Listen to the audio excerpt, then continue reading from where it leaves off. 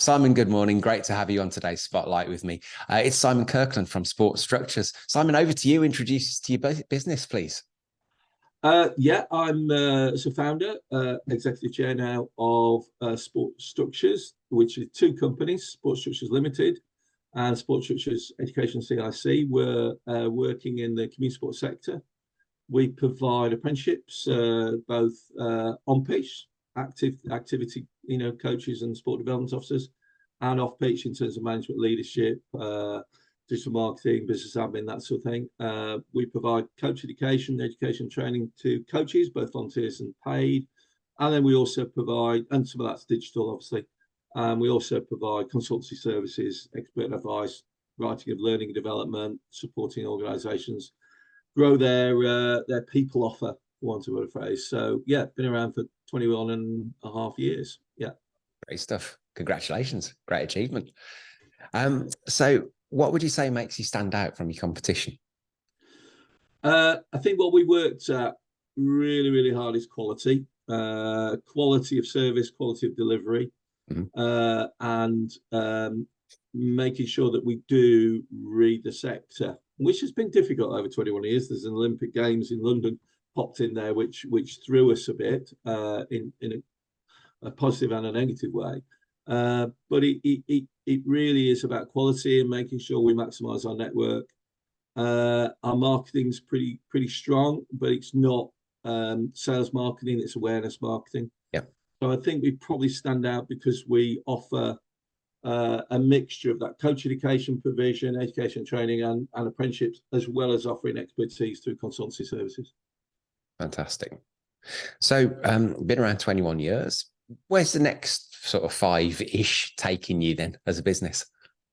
Yeah, it's reading the digital change.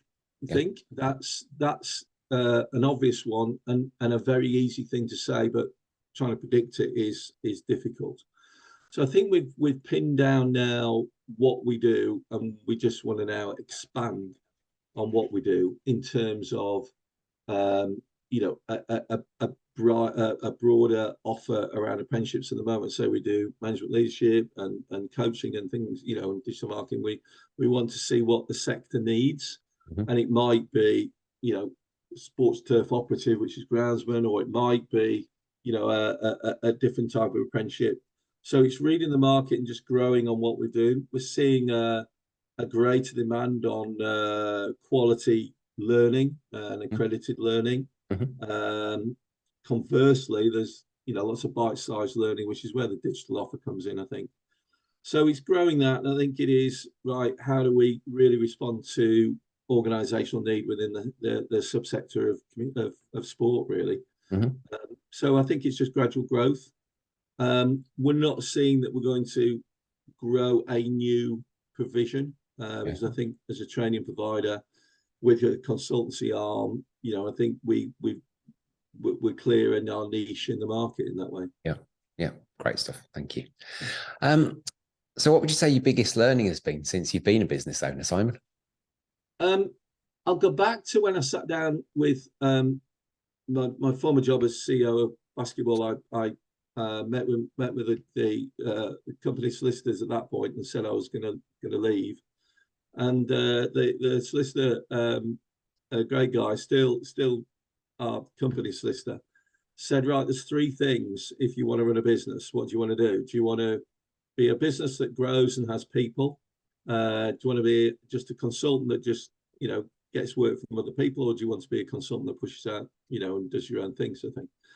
And I said the former, and he said, right, okay, if you employ people, they will be brilliant, they will be fantastic, but they also get ill, they get pregnant, they have marriage breakups. If you want to do that, then fine. And he did warn me.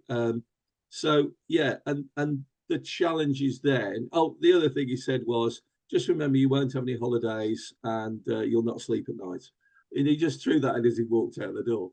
And to a certain extent, he's right. There are moments when, every company goes through cash flow challenges, people change, the right people leave at the wrong time, and all those sort of things. So that managing of change has been the big thing, and knowing that nothing is ever stable. There's always going to be change, but it's being true to where you want to get to. So being clear about your vision, about where you want to get to, and the how has to change. Yeah. I think the other big thing that I wanted to do, which was I saw 21 years ago, some really talented people in the sector, many whom were majority were women, and they were being held back by traditional sexism, basically. Yeah. So actually, and insistence that they were in the office, and the insistence that they work full time and not part time and flexible when they're babies and things like that. So it was really right. The culture was right. How do we get the best out of people? By trusting them, empowering them, and then being flexible and working around them. And that's been a great learning. And I think we've got that right. And people say, oh, well, I'm not going to thank you for the culture, Simon. Well, that culture, you might set that as principles, but you've got to maintain that all the way through. So the maintenance of a culture is something that I think a leader's really got to, concentrate on. Yeah. And sometimes you can get down into the trenches too much, but it's stepping out of that and going, now, hang on, where do we want to be? So, yeah, there have been sleepless nights, looking at the bank going, oh, God, where do we get the money from? But also there's been some fantastic successes and highs. Yeah, great. Some good learnings there. Thank you. What about challenges? What would you say the biggest challenges you've had to overcome in the time you've been in business? It probably just builds on that, really, maintaining that vision, maintaining that where do we want to be when everything is, while the war's going, the little battles are going on around you. I think the bit that's the biggest challenge has been when to invest and grow. So because we're a service provision, and that huge expenditure on us is staff, and the overheads are really low. Yeah. So the biggest challenge is when to expand, and we've got that right sometimes, we haven't got that right sometimes, and then having to contract in is the really difficult thing, and making some tough decisions about people. Those are the bits that really, when I look back, thinking, because you're dealing with people and having to make people redundant because that part of the business is just, the sector has moved on and that part of the business is no longer needed. Trying to redeploy and move people, yes, but unfortunately having to make the biggest challenge is then having to make people redundant on that, and also make pre that is making calls on growth and trying to a certain extent get ahead. And we've got that right, and we haven't got that right, and so that's probably the biggest challenge. Okay, yeah, understand that. Thank you. What about with the benefit of the wisdom and knowledge you've got now? So no regrets here, just new knowledge gained. If you're sitting down having a conversation with your 18-year-old self, what would you say? I would say go the same route. Choose sport and sport development. I mean, I was at 18. I'd already been coaching for a year. So I'd already got the bug for developing, people and in coaching and things. So I would say, try to gain as rich an experience. I mean, I think the bit that I really have gained from is because I'm a white middle-class boy, but actually going and working in the inner city and understanding what it's like for people who haven't got anything, who haven't got a start in life. That's something that really, really affected me. And I probably at that point didn't know that. I thought everybody lived in a detached house and things like that. So I think the other bit maybe, so probably I don't regret anything that I do, but if I look back at 18, I'd probably say, make sure I bring people with me all the time and listen to people as much as possible. Yeah, great. Thank you. So if you had to just isolate one piece of advice that you'd give to the other business owners watching this, what would it be?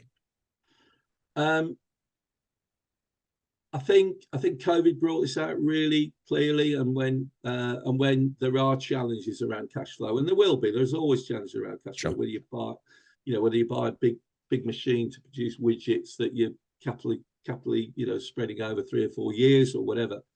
I think the key thing is always stay as liquid as you can and communicate. So in times of stress and in times of success, communicate.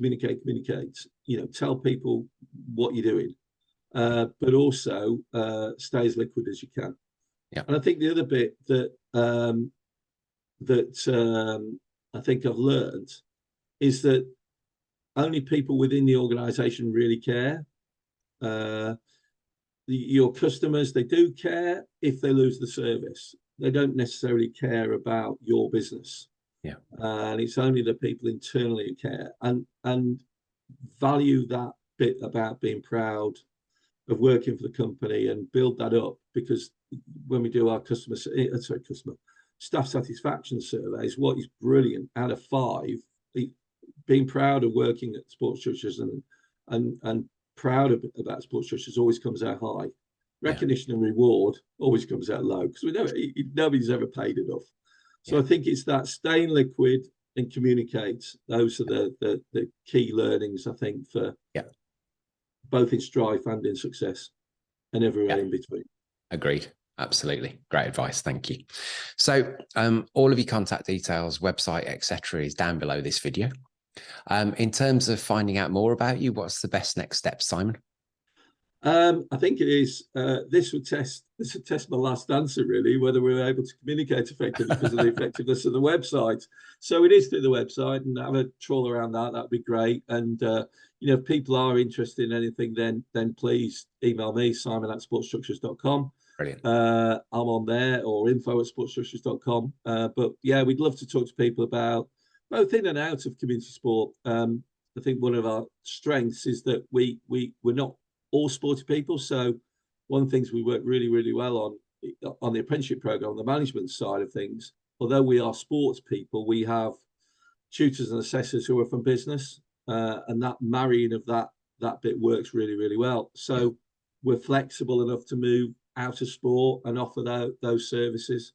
And probably safeguarding and coach education is probably not to outside of sport, but there are lots of learnings that can be taken with sport, leadership, all that focus and things. So yeah, just get in contact with us through the website and through simon@sportstructures.com.